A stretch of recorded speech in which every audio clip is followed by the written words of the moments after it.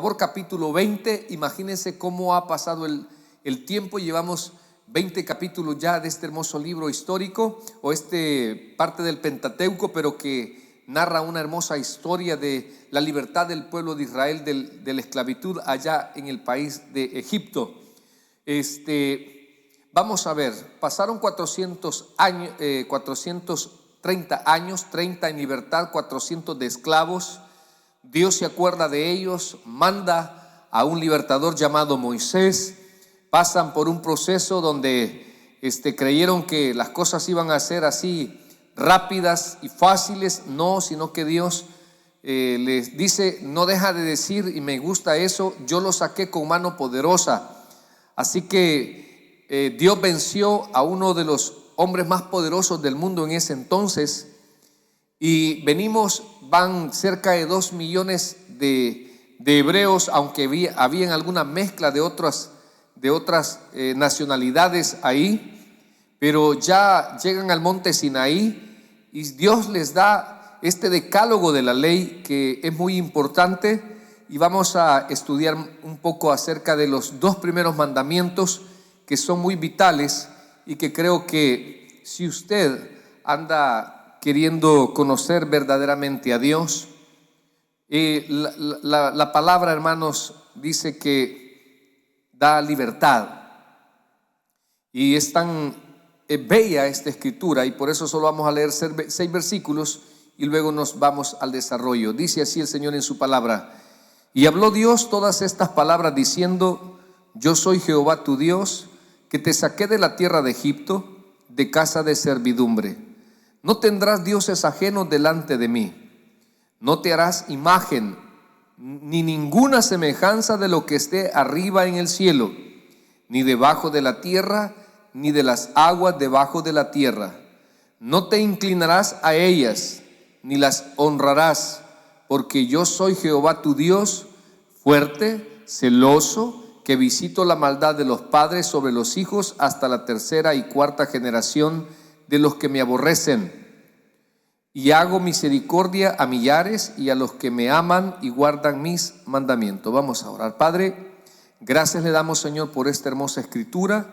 Hoy suplico que ates los pensamientos, sentimientos de este inútil predicador, que no solamente, Señor, tengamos un conocimiento, mi Dios, de tu palabra, que no solamente recordemos esta historia o nos memoricemos los mandamientos, sino que además, Señor, tu palabra sea viva y eficaz y con una gran utilidad, Señor, para nuestras vidas de fe. Padre, venimos delante de su presencia no queriendo oír lo que nosotros queremos oír. Queremos oír lo que tú nos quieres hablar a nuestras vidas, Señor. Por eso, Padre, ate pensamientos, sentimientos, intenciones, Señor, de este inútil predicador, para que su iglesia sea bendecida con un mensaje, Señor, que venga de lo alto y por medio del convencimiento de su Santo Espíritu. En el nombre de Jesús, Señor, gracias le damos. Amén y amén. Podemos tomar asiento, amados hermanos que han venido acá a nuestro estudio. Este mensaje tiene como propósito, hermanos, que conozcamos los 10 mandamientos, pero a fondo, que estudiemos cada uno de ellos. Esta noche posiblemente estudiemos 2, pero vamos a conocer esos 10 mandamientos que se le dieron a Israel en ese famoso monte Sinaí. Hemos dicho que en ese monte se constituye Israel como nación, algo que Abraham tal vez no alcanzó a ver. Haré de ti una nación. Ahí se está constituyendo, aunque todavía no tienen tierra, pero sí prácticamente ya tienen una manera como serían gobernados, cómo sería su gobierno. Sería un gobierno teocrático. Ahora, esos mandamientos, hermanos, se dieron para obedecerlos y así convertirse en una nación santa y especial para Dios. Recuerde que, mis amados, la obediencia hacia Dios lo va a convertir en alguien no santo en perfección, en que usted no peque, sino que lo va a convertir en alguien que se aparta para Dios y que tal vez no va a ser perfecto, posiblemente se equivoque, posiblemente le falle, pero no como antes, sino que ya existe esa lucha entre lo que yo quiero hacer y lo que Dios me manda a que no haga. Esa es la diferencia. Y una vez usted obedece, mis amados, Dios lo va a ir apartando le va a ir evitando más problemas de los que quizás muchas veces en la ignorancia de sus mandamientos se ha metido. Pero además, en la obediencia usted se convierte en una persona especial para Dios. En una persona, yo no sé, usted lo digo, no sé aquellos que tienen, por ejemplo, hijos. Mire, definitivamente uno se complace de tener hijos obedientes. Un pastor se complace de tener ovejas obedientes. Yo, gracias a Dios, tenemos un rebaño donde no hay ovejas rebeldes. Fíjese, todas son bien obedientes. Amén. Me imagino yo, usted tal vez ha tenido esa experiencia de tener animalitos. Qué bonito es tener mascotas obedientes. Si es que hasta con qué gusto uno les da la comida, con qué gusto uno los manda al veterinario. Usted no lo va a creer, pero hay escuelas de perros y le dan educación, dicen los guarabaos. Bueno, mire, metámonos en el mensaje, hermanos. Dijimos que hay tres verdades acerca de Dios, y es que Dios vive y es persona.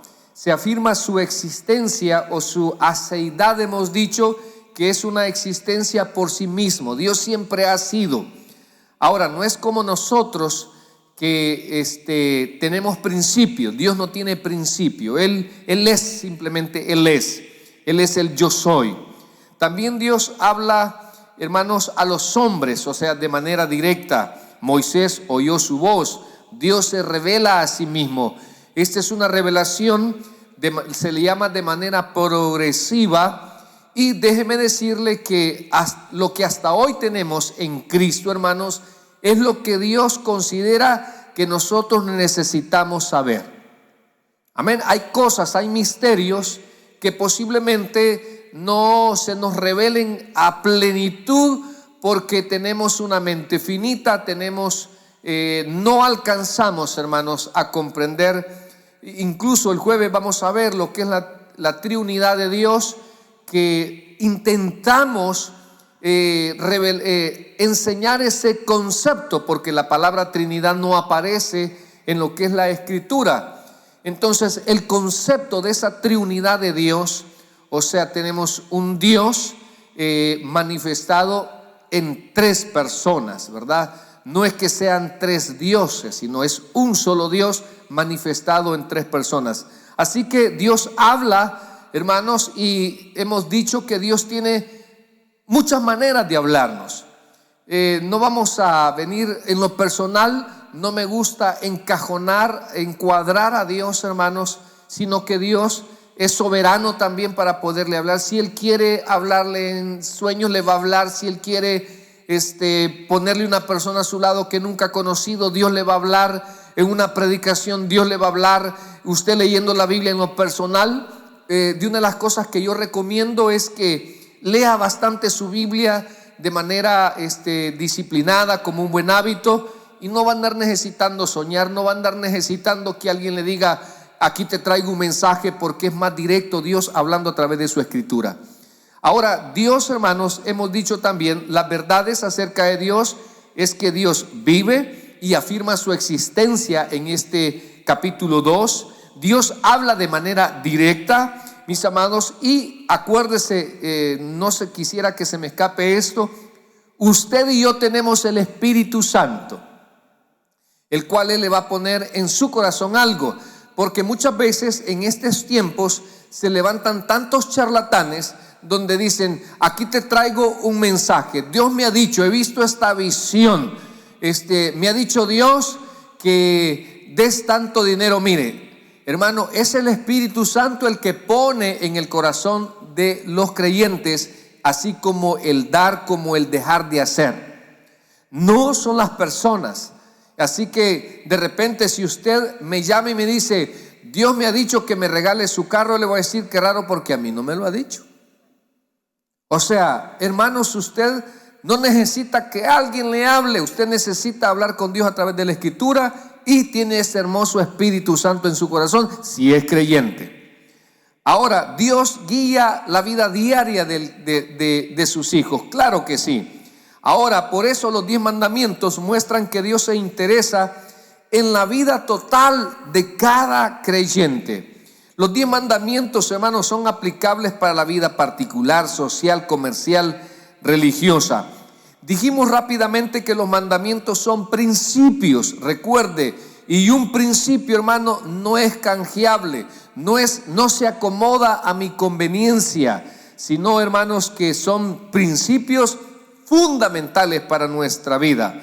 Se considera en esta historia que de los 2 eventos, hermanos, más relevantes en el libro de Éxodo son la Pascua, cuando sacrifican ese cordero, y esa noche la muerte de los primogénitos, pero donde estaba esa sangre, que hay que tener mucho cuidado, hermanos, en creer que invocando usted la sangre de Cristo va a tener protección, creer que invocando la sangre de Cristo usted, su familia va a estar bien. No, hermanos, la sangre de Cristo tiene una función y es para ese derramamiento para perdón de pecados. Ese sacrificio de Cristo, por favor, no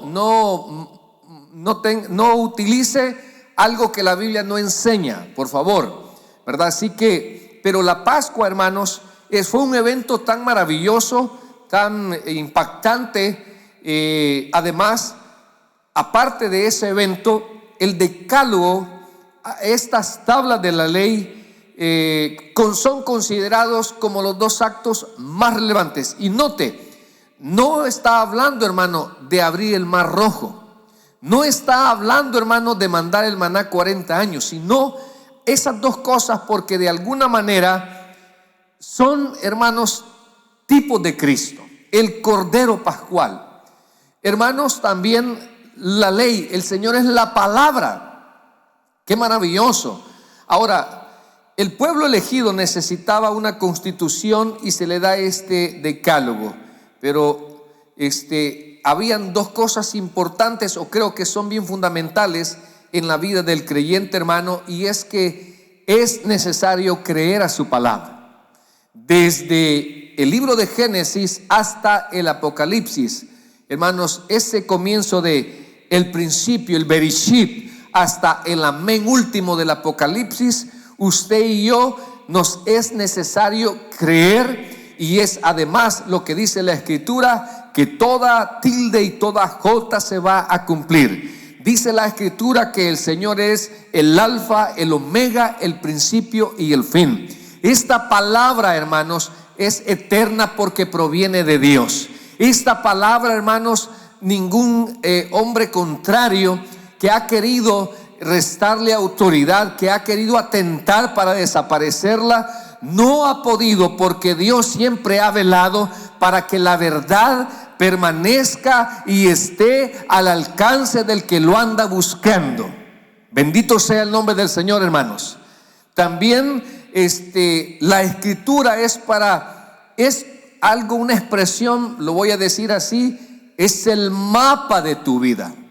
Cuando a mí me ordenaron, hermanos, tengo tan presentes las palabras de mi pastor fundador, que dijo: esa Biblia, me pusieron una mano acá, yo hice, digámoslo así, un juramento, consagrar mi vida al Señor.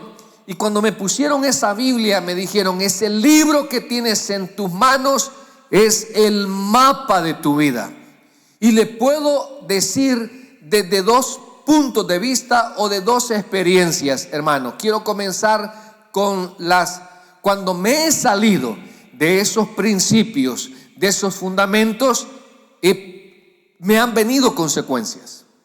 Y cuando he hecho conforme a esa palabra, me han venido bendiciones. Me he librado de males, me he librado de lágrimas de sangre. Pero claro, entonces está en usted, porque usted goza. Dios lo hizo a su imagen y semejanza. Dios, hermano, a cada uno de nosotros nos ha dado libre albedrío. Ya nos dejó la ley, hermanos, para evitarnos, para enseñarnos lo que a Dios le agrada, lo que Dios prohíbe, lo que Dios nos pone como negociación, y allá usted, si usted quiere hacerlo. A usted le van a venir sus engaños, sus desilusiones, sus fracasos. Ahora, dijimos también que los mandamientos, hermanos, tienen como objetivo una relación correcta entre su pueblo y Él. Mire, hay gente que deforma la Escritura porque la quieren acomodar a su conveniencia. Hay cristianos, hermanos, que no me toca juzgar si son salvos o no, pero siempre hacen en su vida de fe según su conveniencia y no según la palabra de Dios. Agarran verdades como un pretexto para llevar sus vidas como ellos quieren. En cambio, hermanos, el verdadero discípulo quiere conocer, quiere aprender. Y como dijo Jesús allá, hermanos, en una de sus parábolas: el que oye mi palabra y las hace, le compararé como un hombre prudente. Ahí está la clave, hermanos. Ahí usted va a ver la diferencia. Cuando usted oiga la voz de Dios, cuando usted atienda sus mandatos, cuando usted obedezca sus mandatos, usted va a ver que porque son verdades que usted no se las va a dejar robar, porque son verdades que aunque alguien le quiera presentar con engaños algo diferente, hermanos, ya quedó en su corazón y ninguna prueba. Por eso es que la esperanza del creyente no avergüenza. Por eso el apóstol Pablo, aunque dice la tradición que murió decapitado, él dijo: yo sé en quién he creído, para mí el morir es ganancia. Y en la vida del creyente, todo lo que le sucede en medio de aquel deseo de obedecer a Dios, podemos decir que todo nos ayuda a bien. Hermanos, estas prohibiciones anuncian principios y no son un código legal, porque hemos dicho que el ser humano, el hombre, cada país tiene una carta magna donde rige sus principios. Toda organización, nosotros como iglesia tenemos principios. La diferencia es que la iglesia de Cristo, sus principios están basados en la palabra de Dios. En cambio, algunos países toman y dicen: creemos en un Dios todopoderoso. Por ejemplo, en Europa, hermanos, la Unión Europea está trabajando, hace tiempo estaba trabajando una constitución política, pero llegaron ahí a ese problema. Dijeron, porque como quieren hacer inclusivo a todas las sociedades, a todos los grupos, ¿y sabe dónde encontraron un entrampamiento? En quitar o dejar el nombre de Dios. Y esta nación, hermanos, esperemos que se mantenga firme en esa creencia, se mantenga firme en ese principio, que tenemos un Dios vivo y verdadero, el cual, hermanos, somos pro vida, etcétera. Ahora, Israel tenía que aprender a obedecer antes de entender lo que se le estaba diciendo. Hermanos, hay cosas que usted no las va a entender, pero obedézcalas. Hay cosas, y vuelvo a, no sé si a ustedes les ha pasado, donde Dios prueba qué grado de sometimiento tenemos, donde Dios prueba qué grado de humildad tenemos, donde Dios prueba qué grado de paciencia tenemos, donde Dios prueba qué tanto le amamos, qué tan comprometidos estamos. Y posiblemente Dios le está pidiendo un acto de fe, pero más allá de fe, de obediencia, aunque no entienda lo que Dios le está pidiendo. Es un acto de fe. Y cada quien va a vivir esa relación con Dios, donde usted sabrá: a mí me ha puesto el Señor en mi corazón, mira, renuncia a esto. No te gusta esta ciudad, pero aquí quédate. Seguí con la que duerme a tu lado. Y así, hermano, un montón de cosas soberanas que tal vez yo no estoy. Sí, hermano, Dios nos pone sus actos, y cada vez que usted obedece, le está demostrando a Él que realmente Dios en su vida es también su Rey y Señor. Y eso es bueno, hermanos. Eso es bueno porque le dije, como inicié este mensaje, esta enseñanza, Dios se complace en sus hijos que le obedecen. Dios se complace, y yo sé que todos en algún momento a nuestro alrededor hay personas.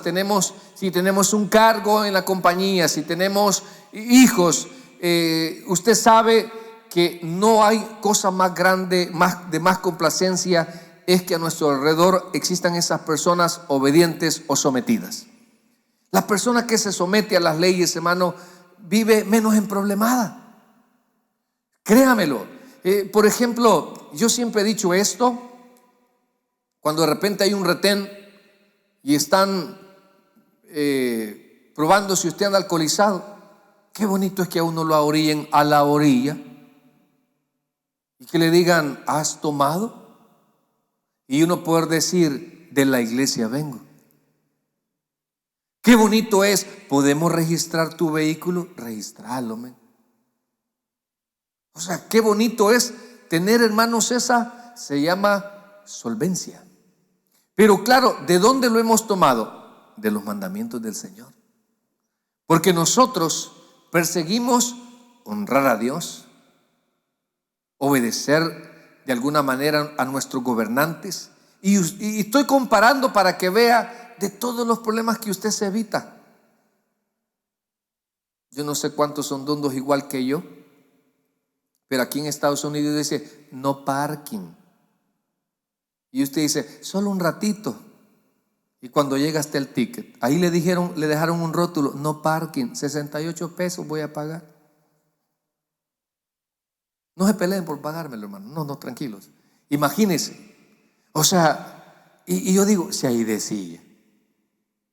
Entonces cuando usted obedece, bueno, ahí dice no parking, lo voy a dejar en otro lado. Pero usted lo deja y usted dice, me libré, puede hacer que otra vez no.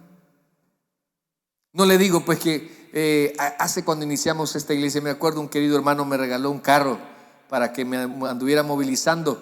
Y fuimos a ganar almas un día sábado al Parque MacArthur. Y me estacioné y me acuerdo que decía ahí los días sábados que tenía que pagar. Y le digo yo al hermano, ¿y será que se paga? Yo de bruto viendo el rótulo. Y me dijo el hermano, ay, déjelo, me dijo. Yo siempre aquí he venido y nunca me han puesto, no, ay, déjelo. Lo dejé. Y cuando regresé, un ticket. Y ese que me dijo, ay, déjelo, no me lo pagó. La obediencia, el someterse, le evita problemas. Así que, hermanos, sirven de guía. La palabra hebrea para la ley es Torah, que significa señalar, enseñar o mostrar el camino. Me encanta el significado de la Torah, que es señalar. Por eso le digo, Dios le dice, hey, esto no se hace, esto es un error.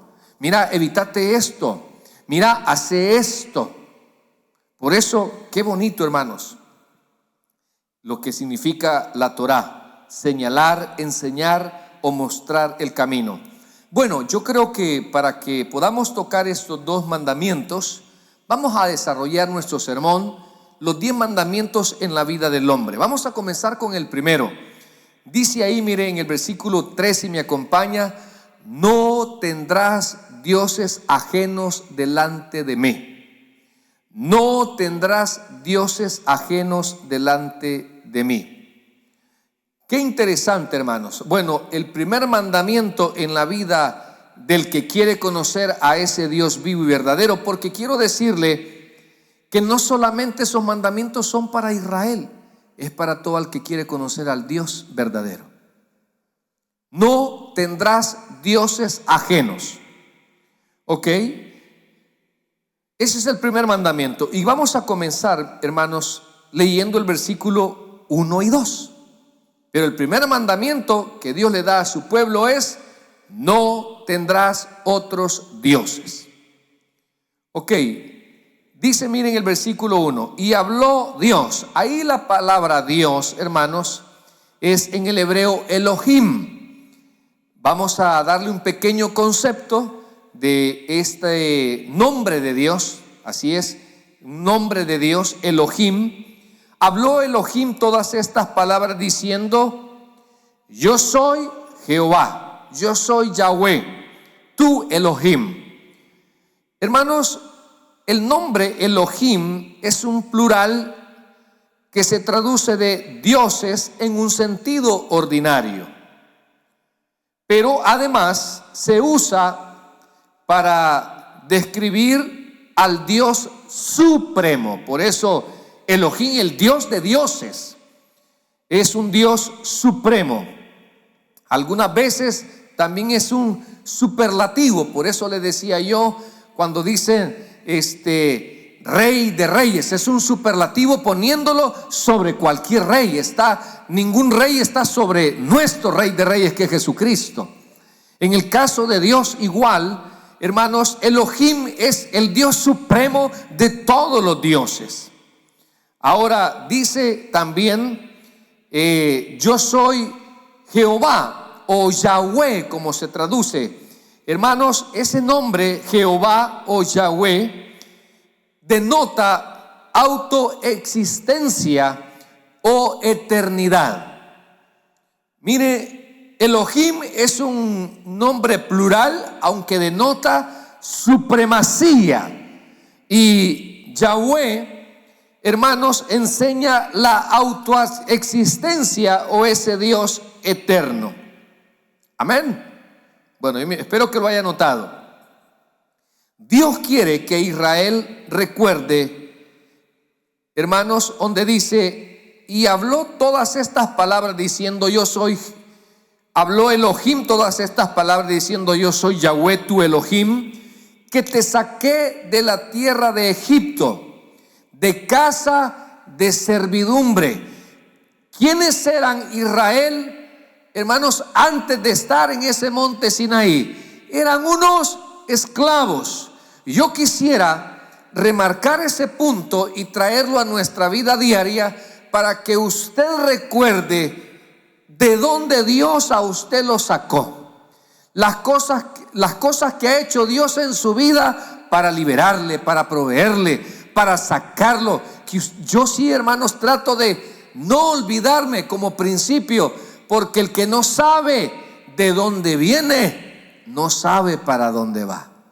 Y cuántas veces hemos visto o hemos pasado por experiencia propia creyentes donde, hermanos, hemos llegado al evangelio desordenadas nuestras vidas, endeudados, en alcoholismo, en drogadicción, en pobreza, en destrucción familiar, y hemos buscado a ese Dios de misericordia, de amor, de restauración, de redención. Ya lo vamos a ver más adelante, donde sin Dios, sin Cristo, sin el Espíritu Santo, nuestra vida estaba destruida.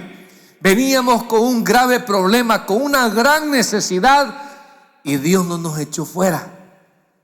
Entonces Dios quiere que Israel recuerde su liberación.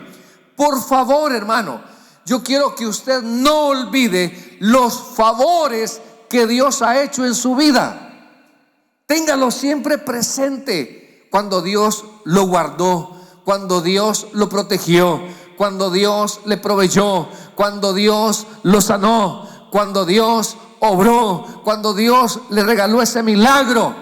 Nunca lo olvide, porque eso va a provocar, mire, dijo Jesús: al que mucho se le perdona, mucho ama. Entonces, mis amados, Dios quería que el pueblo de Israel, dándole estos mandamientos, que Israel recordara de dónde Dios lo había sacado. Por favor, no seamos, hermanos, creyentes solo interesados. Yo no sé si a usted a su alrededor le ha sucedido, lo voy a tratar de poner como en paralelo, donde, le voy a poner un ejemplo acá en la iglesia. A mí me ha pasado donde hay personas que tienen un trámite migratorio y el juez o el abogado le dice: mira, ¿y tú te congregas? Y dicen: yo conozco un pastor. No, que si te congregas, que si vas. Y vamos para mostrarle al juez que tú eres un buen ciudadano. Entonces vienen acá y mucho gusto, se presentan y vienen 2 miércoles, 3 viernes y me dicen: pastor, fíjese que yo quería molestarlo. Y yo siempre he dicho que la iglesia, toda vez y cuando no se preste a algo que no sea incorrecto, pues le vamos a ayudar. Entonces, ¿cree que no me puede dar una carta de recomendación? Con mucho gusto. ¿Qué quiere que le ponga? ¿Marido de una sola mujer? No puedo porque estoy mintiéndole. Y mire, ahí le ponemos. ¿Y sabe qué, hermanos? Una vez le damos su cartita, se la firmamos, ya no aparece. No digo que todos, pero sí varios. No sé usted, cuando de repente alguien tiene una necesidad, no sé si lo han vivido, que nos llaman, que nos buscan, que nos sacan. De una vez ya está el favor, se les olvida. Pues esa parte indignante que quizás usted ha vivido, pues Dios la vive con nosotros también. Donde Él no quiere, hermanos, que nos olvidemos de la liberación que Dios ha hecho en nosotros. ¿De dónde Dios nos ha sacado? Mire, me encanta con la sensatez que el apóstol Pablo predica y dice: habiendo yo sido antes blasfemo, perseguidor, y fue recibido a misericordia. Me encanta cuando dice el apóstol Pablo que Dios escogió lo más vil, lo menospreciado, lo necio, y fue recibido a misericordia. Entonces eso a nosotros, hermanos, nos lleva a vivir una fe no con jactancia, a no ver de menos al que está en pecado, a no ver de menos al que está caído. Al contrario, como estamos agradecidos con Dios, queremos que otro experimente eso.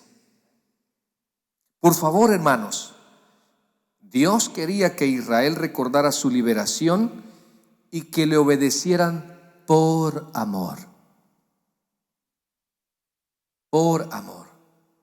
Yo quiero serle fiel a mi pareja, no porque ay de mí si se da cuenta y me va a matar. Yo quiero serle fiel porque le amo.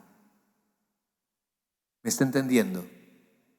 Entonces, al yo recordar lo que Dios ha hecho, hermano, Dios a mí me conquistó. Fíjese que cuando uno es cristiano, uno comienza en el cristianismo, y no sé algunos acá cómo comenzaron, pero pues yo fumaba, yo tomaba. Hasta ahí lo voy a dejar porque después ahí andan comentando todos mis pecados.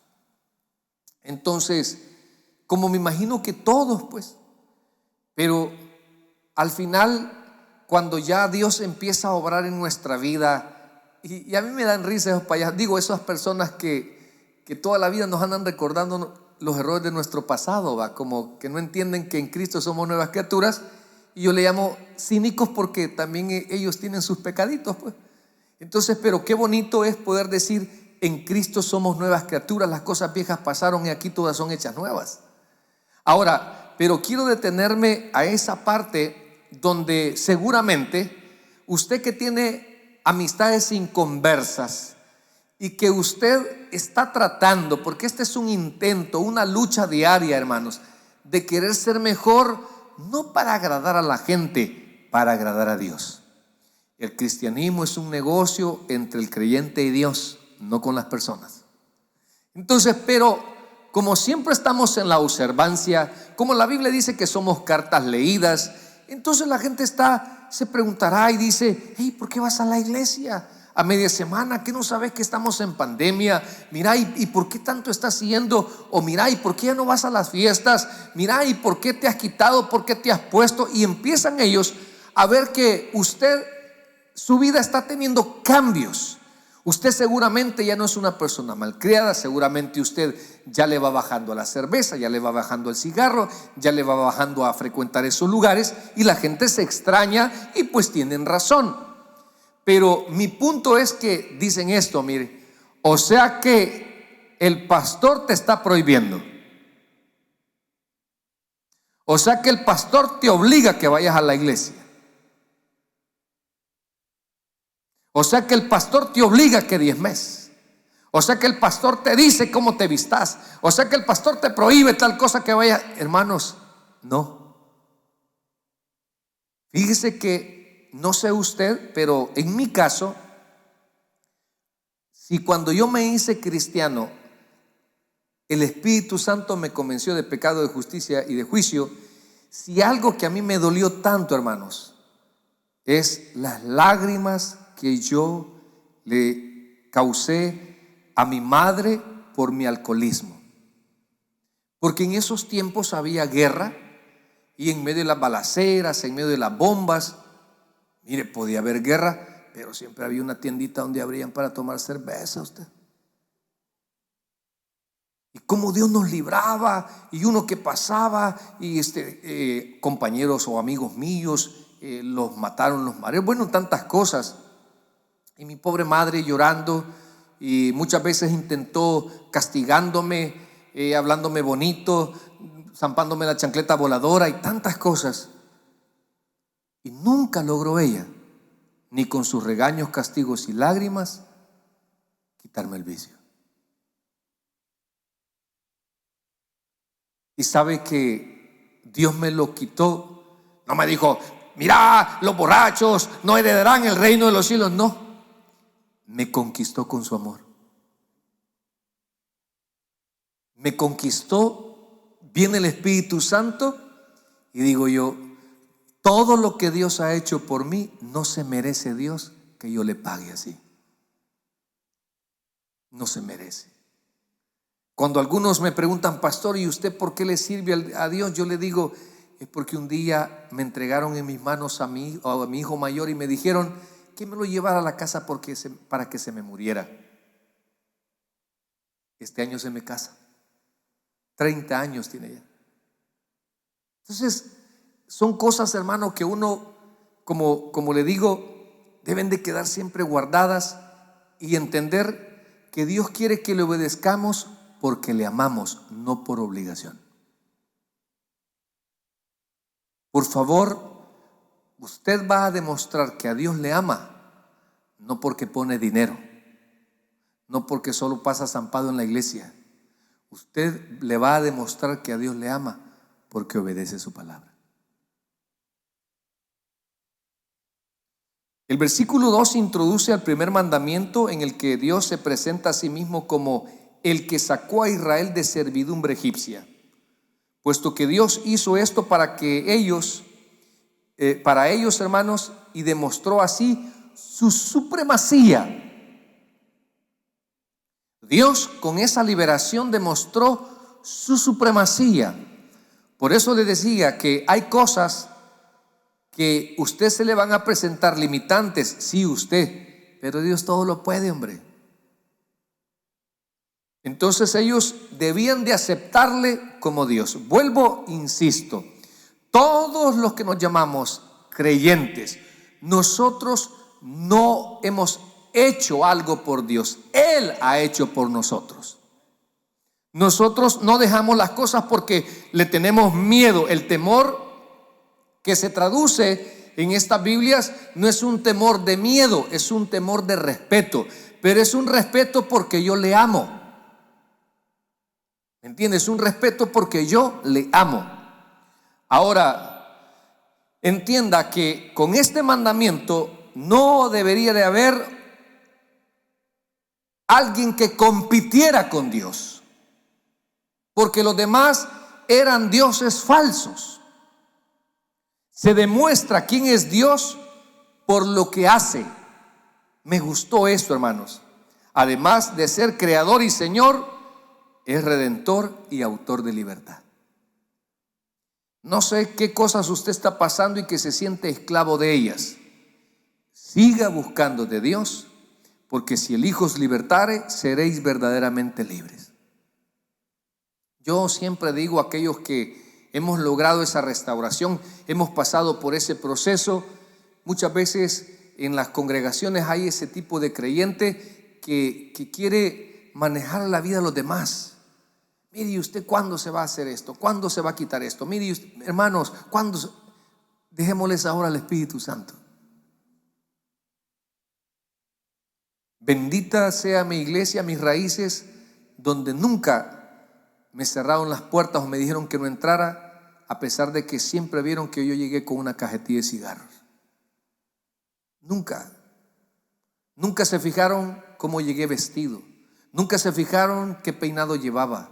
Nunca se fijaron si era soltero, si era casado, si era acompañado, si era revolcado. Nunca se fijaron en nada de eso. Qué bonito es sentarse, hermano, sin ser juzgado por la gente. Qué bonitas esas iglesias usted. Porque hay unas congregaciones donde las personas se sienten incómodas porque los religiosos no le apartan la vista.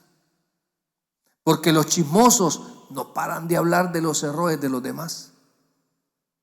Por eso, mis amados hermanos, qué bonito este momento donde Dios les dijo: miren, yo soy Jehová tu Dios, yo te saqué, nadie había podido hacer esto que yo hice.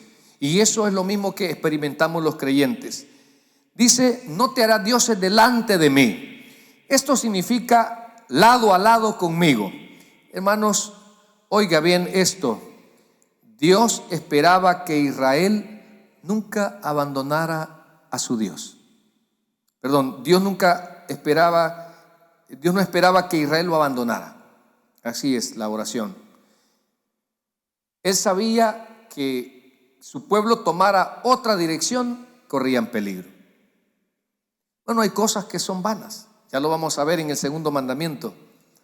Mire, este mandamiento subraya una cosa muy importante que nosotros creemos los cristianos: el monoteísmo estricto, hermanos. Recuerde que a través de toda esta historia y todo hasta el día de hoy han habido muchos imperios que han conquistado el mundo y han prevalecido con sus religiones, con su idioma. Y la mayoría, bueno, por no decir la mayoría, han sido politeístas. Por ejemplo, en Egipto, allá, hermanos, adoraban o le daban divinidad a los gatos, a las ranas, al río Nilo. Ellos eran panteístas. Ellos, ¿en qué no miraban, hermanos, una divinidad? A Babilonia igual, sabemos de esa gran estatua que levantó Nabucodonosor. Los cananeos, hermanos, los fereceos, ahí vemos cómo levantaban a Astarot o Astoret, a Baal. Habían muchos Baales: el dios del sol, el dios de la luna, el dios de la fertilidad. En fin, eran politeístas. Y a través de este mandamiento el Señor da a conocer que hay un solo Dios. En todo lo estricto de la palabra. Recuerde que nosotros, si bien es cierto, aceptamos, hermanos, la triunidad de Dios, pero no decimos que son tres dioses. Es un solo Dios, manifestado en tres personas, porque el Espíritu Santo es persona, Jesucristo es persona, Dios es persona. Es algo que tal vez a nosotros no nos da la mente, porque al darle personalidad, muchas veces nuestro sentido lógico lo separa de la unidad. No sé si me estoy dando a entender, hermano. Entonces, por favor, recuerde que nosotros, como Israel, creemos en el monoteísmo estricto de la palabra. El primer mandamiento prohíbe toda clase de idolatría.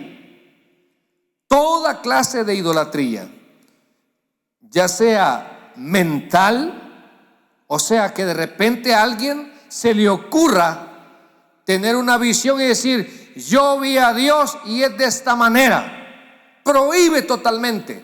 Usted y yo no podemos, hermanos. Jamás el hombre, desde la caída, no podemos ver la santidad de Dios. Morimos inmediatamente. No ha habido nadie. Por eso le hemos visto, fíjese bien, o se le vio a través de la encarnación de Cristo. Por eso Felipe le dijo: Señor, muéstranos quién es Dios. Y él le dijo: Felipe, tanto tiempo he estado con ustedes El que me conoce a mí, conoce al Padre. Entonces, mis amados, el primer mandamiento prohíbe toda clase de idolatría mental y todo afecto desordenado a las cosas terrenales. Usted se ha fijado que hay gente que idolatra objetos, le pide a objetos, cree en objetos. Mira, andate una tu cola de conejo, pues te vas a tener buena suerte. Mira, ungí tu casa con aceite y vas a ver que se van a ir los demonios. A mí que me cae mal eso, hermano. O no lo vaya a escuchar bien usted, oiga. Mire, pastor, yo pues pongo rudita porque yo quiero buena suerte. Hermanos, nosotros no creemos en la suerte, creemos en la bendición de Dios. Por favor, sin Dios no hay una verdadera felicidad. O sea, hay gente que trata, hermanos, fíjese bien, de buscar una felicidad en aquellas malas enseñanzas donde creen que adorando ciertas imágenes, pidiéndole a otros, hermanos, en el cielo el único que intercede por usted y por mí se llama Jesucristo. Hermanos, la Biblia nos manda, nosotros por ejemplo, en nuestra, llamémosle, cultura de nuestras raíces bautistas del tabernáculo, nosotros tenemos un menorá, hermano, pero nunca le he enseñado. Mire, pídele al menorá. Mire, si usted anda un menorá va a andar protegido. Hermano, esos son charlatanes, hombre.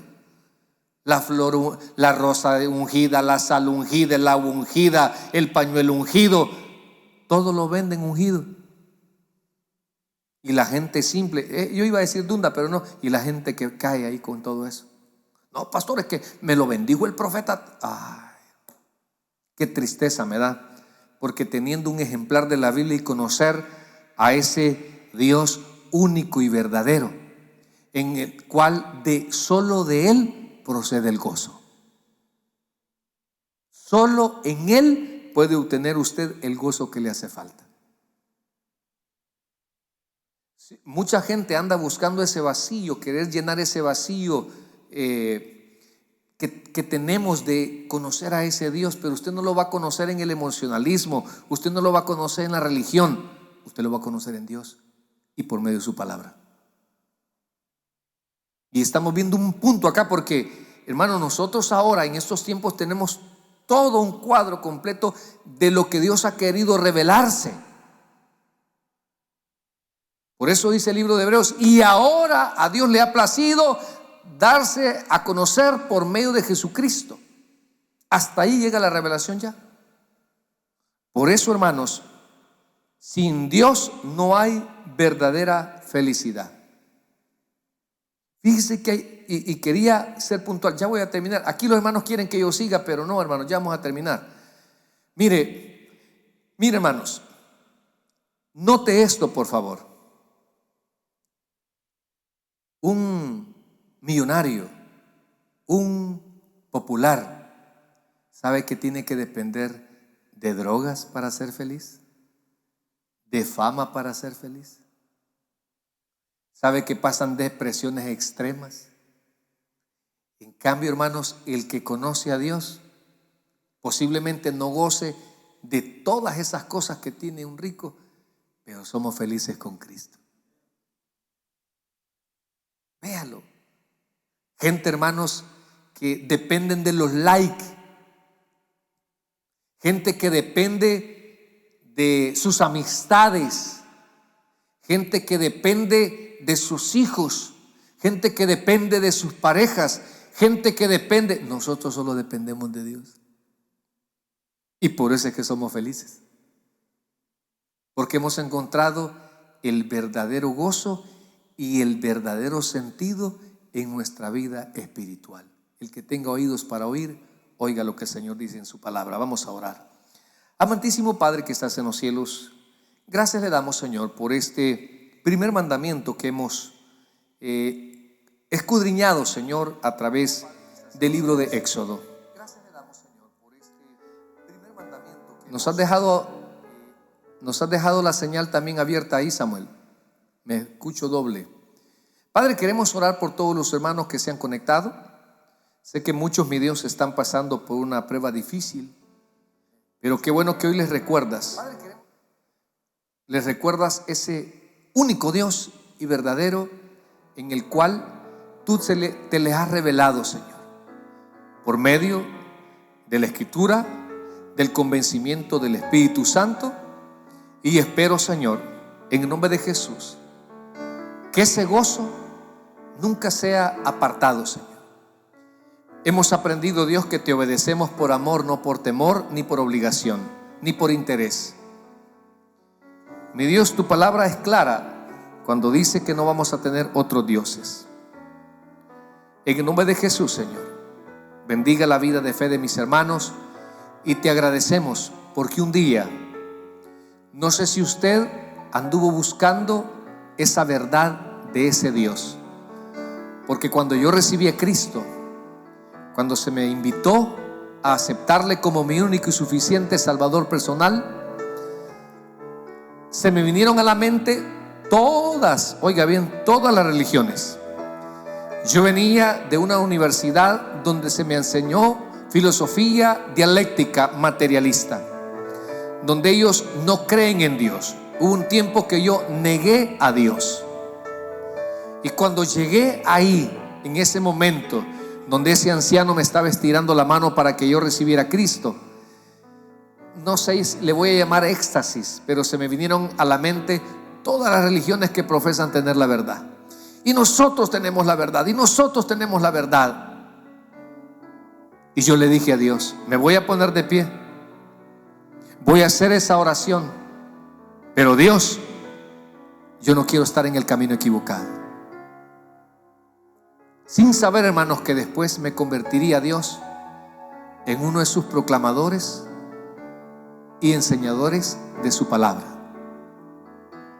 Y conoceréis la verdad, y la verdad os hará libre.